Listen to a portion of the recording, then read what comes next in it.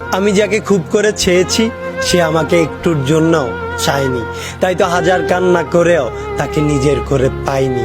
তার দেওয়া হাজারো ওয়াদার মধ্যে একটা ওয়াদাও তাকে রাখতে দেখিনি, কেননা সে আমাকে কখনোই ভালোই বাসেনি। আজ পরিস্থিতির দোহাই দিয়ে যে এই মানুষটা ছেড়ে গিয়েছে, একদিন সেই মানুষটাই আমাকে বলেছিল যত কঠিন পরিস্থিতি হোক না কেন সে আমার হাতটা কখনো ছেড়ে দিবে না। অথচ আজ সামান্য বাতাসেই সে তার ওয়াদাটা ধরে রাখেনি, কেননা সে কখনোই আমাকে ভালোই বাসেনি। ভালোবাসলে বিচ্ছেদ হয়, এটা স্বাভাবিক, কিন্তু ধোঁকা কখনোই কাম্য নয়। যে আজকে ধোঁকা দিয়েছে সেও একদিন ধোঁকা খাবে, অপেক্ষাটা শুধু সময়ের।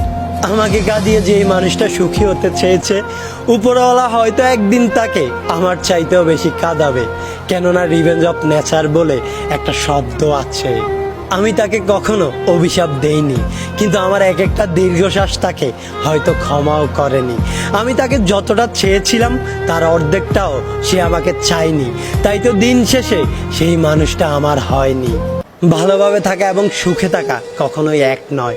যেদিন সে এটা বুঝবে সেদিন আমাকে খুঁজবে, কিন্তু আফসোস তখন হয়তো অনেক দেরি হয়ে যাবে এবং সেই মানুষটা তখন আমার জীবনে মৃত হিসেবে লিপিবদ্ধ থাকবে।